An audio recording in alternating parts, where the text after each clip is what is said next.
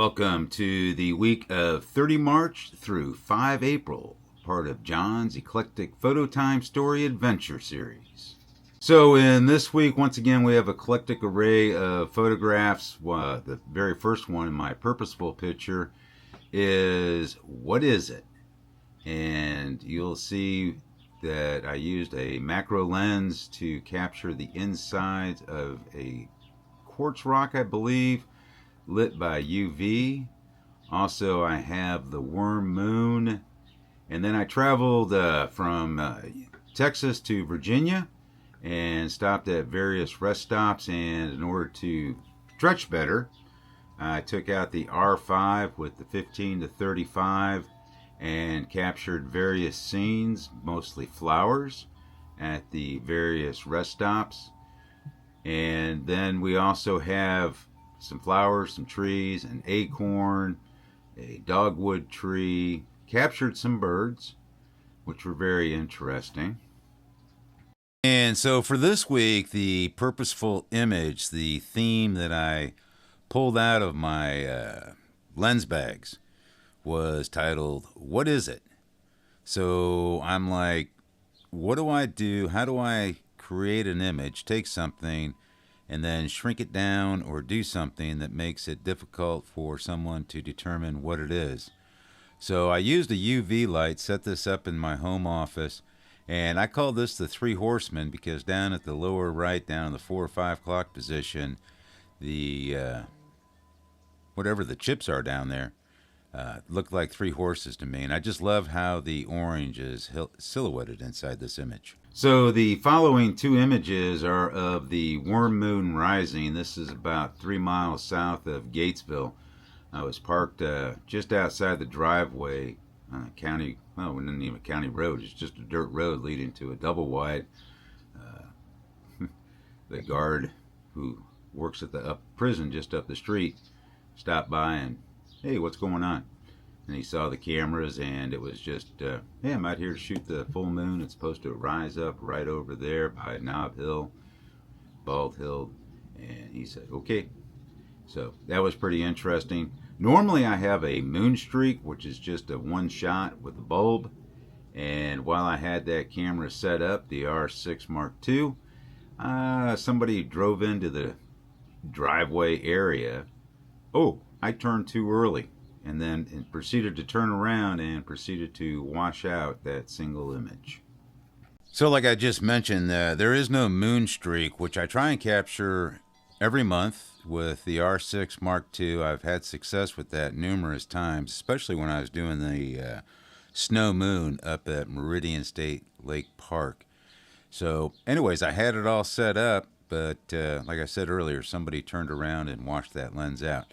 So this one is at 1/40th of a second because I used the Canon R5 and I set it up for 9 exposures, and so it uses exposures bracketing, so I don't have to go back and fiddle around with it.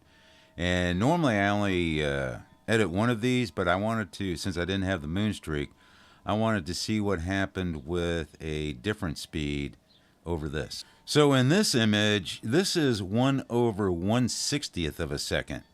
And here you're actually able to capture the clouds.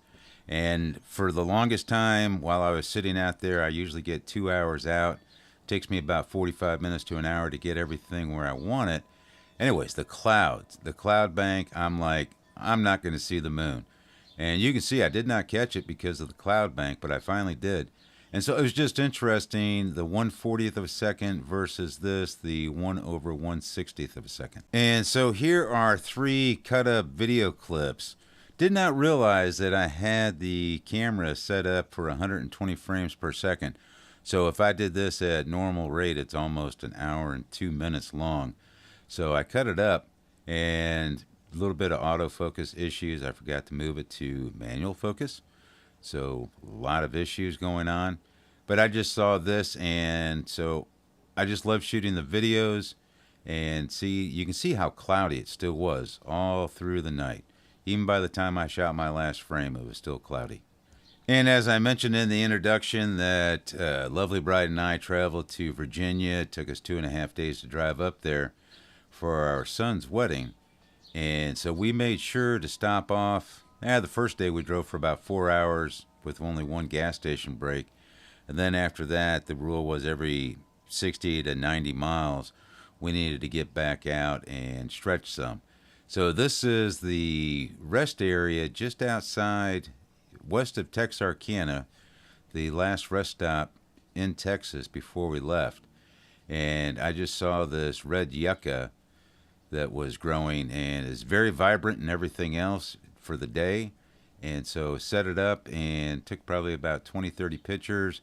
I tried to focus stack, but none of those turned out good enough. So when I put them in Photoshop, they just didn't line up. They had too many ghostings. So this is just a single shot.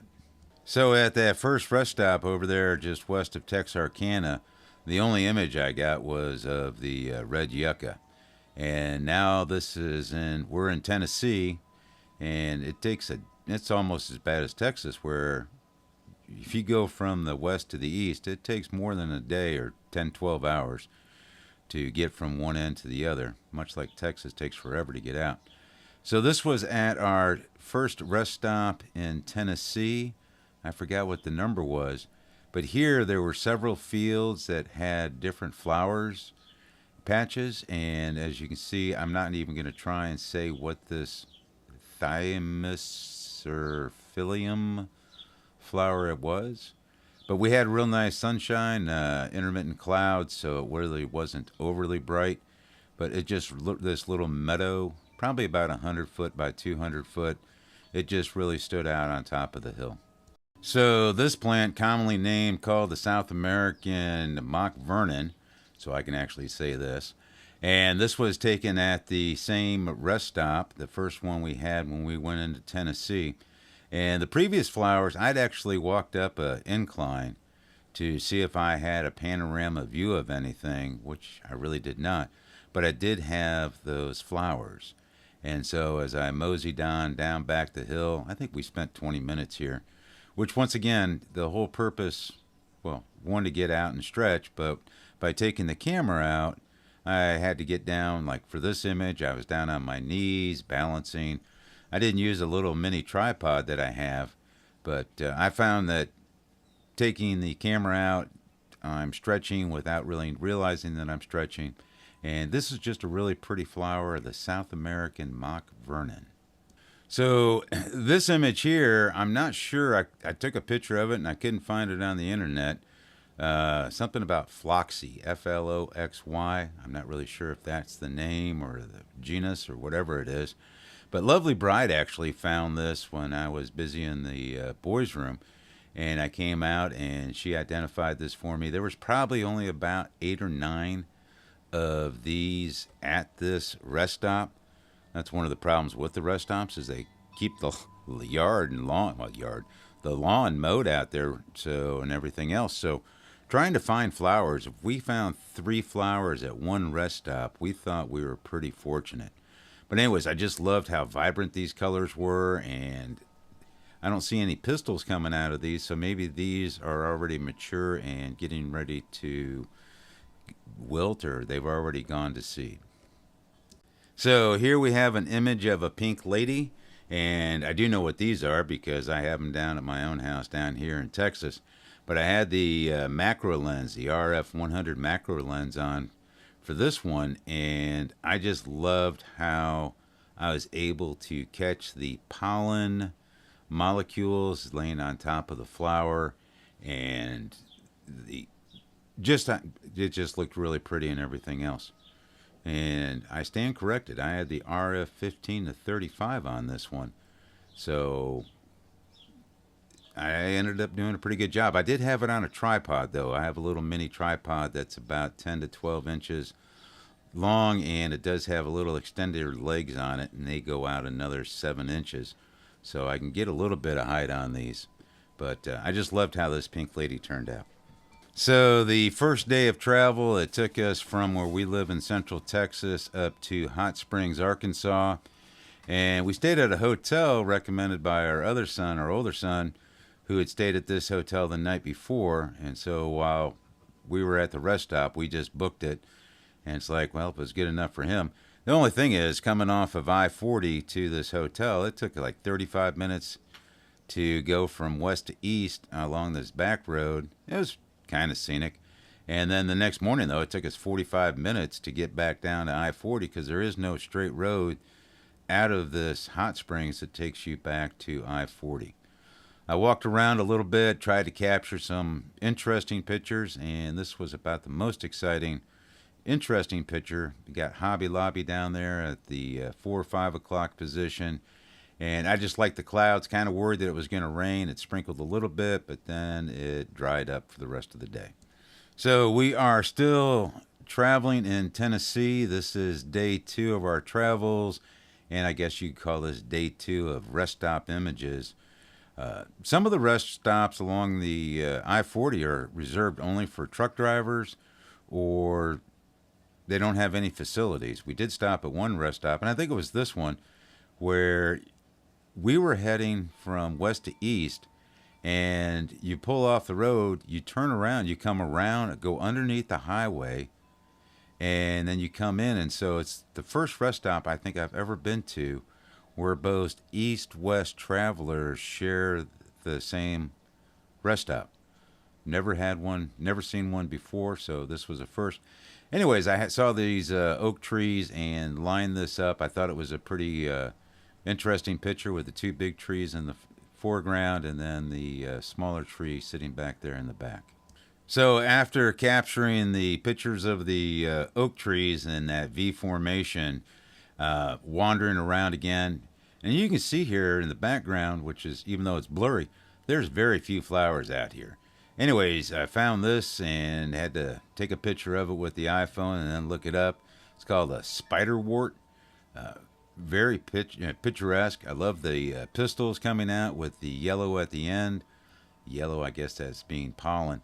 And did not see very many bees at this rest stop or any of the other rest stops.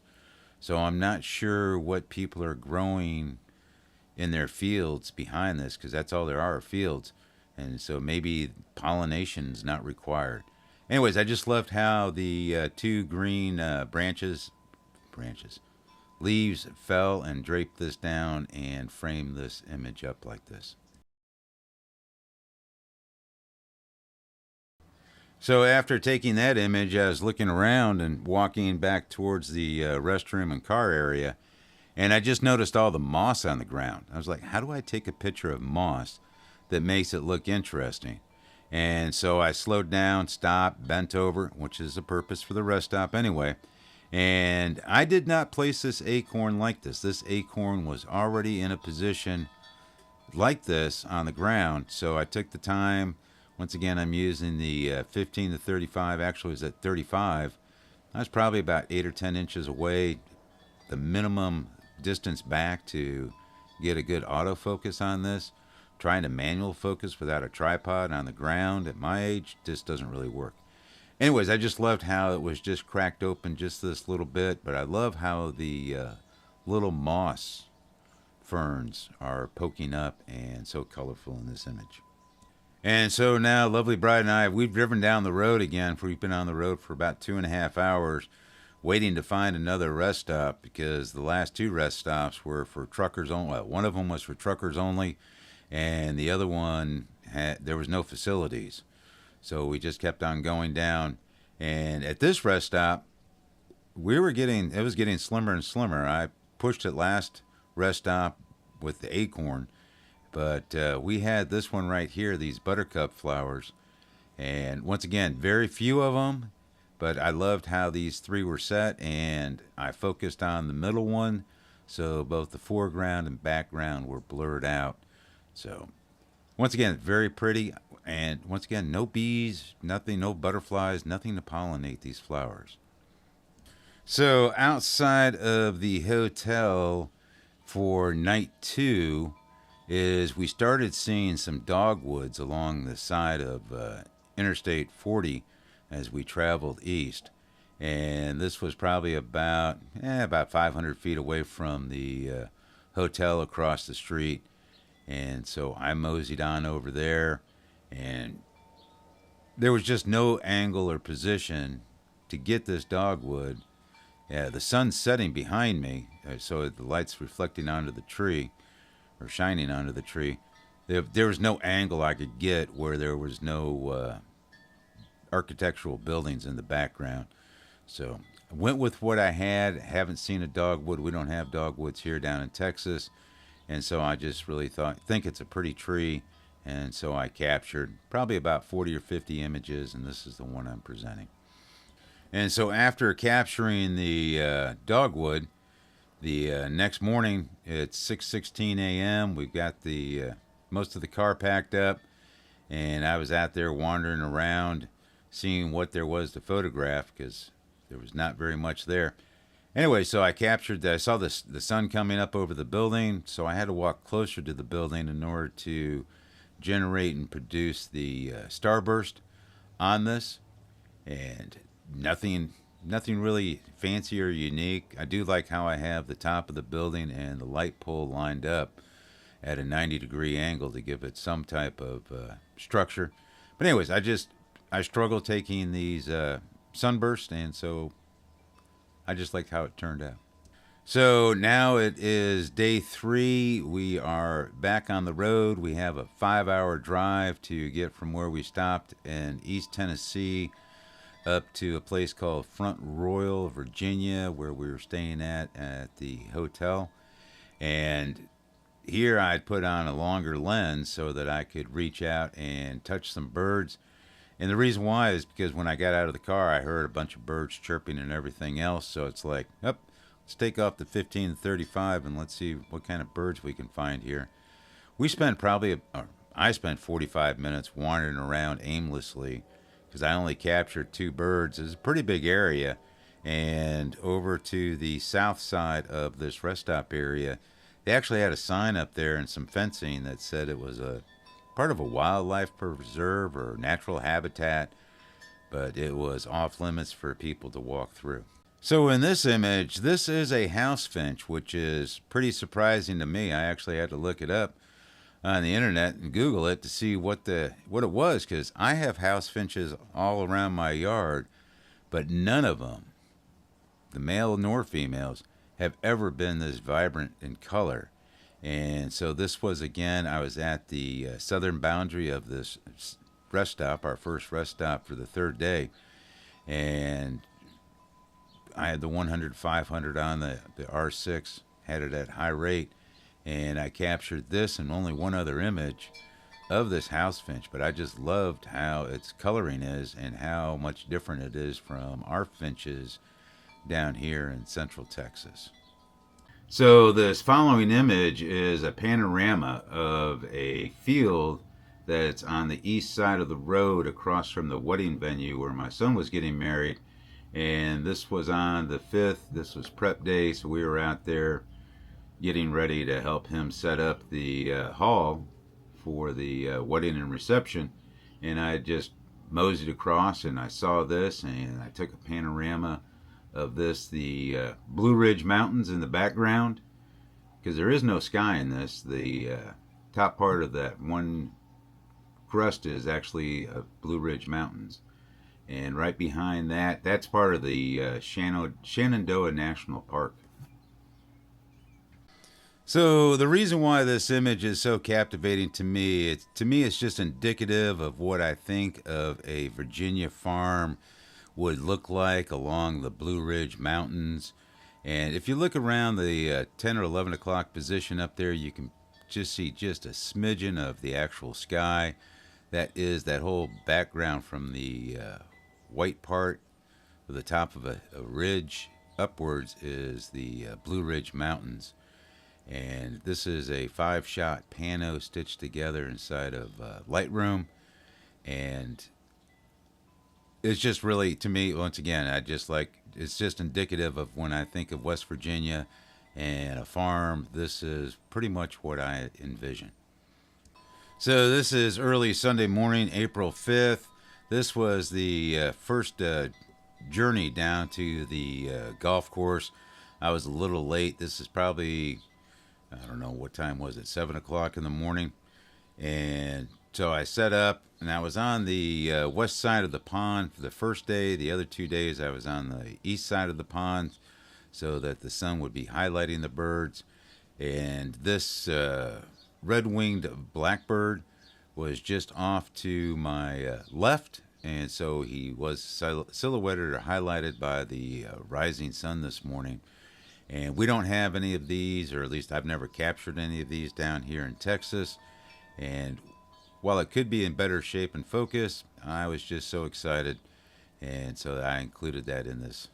And so after capturing that red-winged blackbird, the geese, they were pretty much just floating around in the water, not doing anything picturesque per se. And so I got up and wandered around the golf course on my way back up for breakfast. And along the edge of the woods, I saw these tulips blooming. This is a very, very nice golf club, golf course. The hotel we were staying at has specials in conjunction with this semi-private club. And so just took my time and framed this one up with the Canon R5. So the name of this golf course is Blue Ridge Shadow Golf Course. It's up there in Front Royal, Virginia, and it was just right across the street from the hotel. Well, not across the street, across the way from there. And I just really enjoyed the view and everything else. And it took about 30 minutes to walk from the hotel. There's no steps down from the hotel to the golf course itself. You got to meander around on a road to get down there to it. But I went out every morning before the sun came up to try and catch the geese coming in for landing. And as I just mentioned, so Lovely Bride and I just came back from getting a dinner, and pulled into the parking lot of the hotel. And as you can see, the sun was slowly setting. And so I told Lovely Bride as she moseyed on up to the hotel room, and I grabbed one of the camera bags and a tripod, and I took the elevator down and just walked through the hotel to the back parking area for where their convention or ballroom parking's at, and set up over there to do some test shots. And this is with the 28 to 70. And as you can see, I was trying to focus in. The first picture, there were some people down there golfing, and so I just had to stand around and wait for the sun to slowly disappear. And then on the 5th of April, while at the hotel in Virginia, as night fell, there was a golf course over to the west as the sun was setting. And I just really liked how the lights were glowing over onto the pond. And so I told Lovely Bride, who was up in the room, that I'll be back in about an hour. And I set out to capture the scene of the clubhouse across the golf course. So I was using the Canon R5 Mark II here, and so I get set up. The sun's finally set. It's gotten dark, so as you saw, it's 8 o'clock. And I started just taking a few shots, and I'm like, why am I rushing through this? Let's go back. And so what I did is, so this is at 25 seconds at 53 millimeters. And so I had the focal distance that I wanted, but I wasn't sure about the speed. So I went from 8 seconds, and then I dropped it another whole exposure by 3-clicking it. And then I took another image, and then I took another image. And I did this probably I think I ended up with maybe 40, 50 pictures, because I just loved how the sky was still aglow with the setting sun and the reflection of the lights. I just loved how this one turned out, though. And then at the very end, on the morning of the 5th, I went out and captured some Canadian geese, and I actually caught one goose coming in for a landing, and didn't have the camera really set up that great. I had the wrong timing sequence, and so the subsequent week I've upped the time on the camera, and I have a clearer, more distinct photograph. So this was the morning of 6th April, and went down there to the lake area to capture some photographs before the wedding day activities later on in that afternoon. And so these two geese, this is their pond. And I found that out from the prior 2 days of getting down there before the sun comes up. And you can see some sunbeams glinting off the ridge in the background. And so I probably took about 50 or 60 pictures. Boy, I had that thing on pre-capture and high volume speed. Anyways, I love this one where their wings are, looks like they're holding hands. And so I did edit this one because, once again, I just liked how their wings were touching in this photograph. So on the prior day, I was on the other side of the little pond, basically the west side. And so this image is from the east side, as I knew I wanted to catch the geese coming in for landing, because the prior 2 days, they came in from where I'm sitting. They came in from the left. They go around, they circle around, and come in for a landing. And sure enough, I'm sitting there. I think I only had to wait about 45 minutes, drank some coffee, listened to a storybook, and here is the first goose coming in, and I've ensured that I had a higher rate of speed than I did the prior day.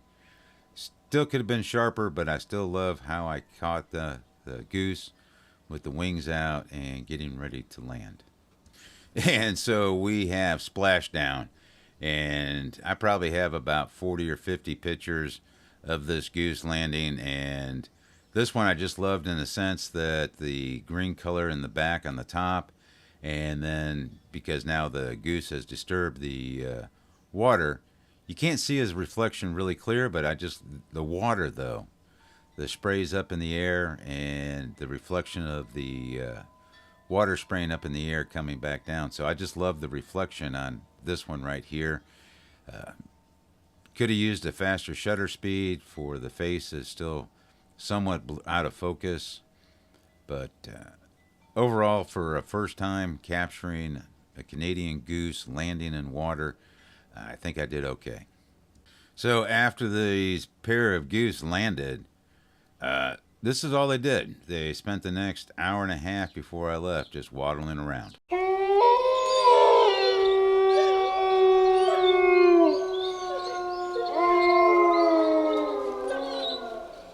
Well, I hope you enjoyed again this eclectic week of various photographs, from starbursts to birds to nighttime images of a clubhouse to the worm moon. And once again, if you enjoyed this video, please consider subscribing and hit that like button. I really appreciate it, and I'll see you again all next Wednesday. You all take care now.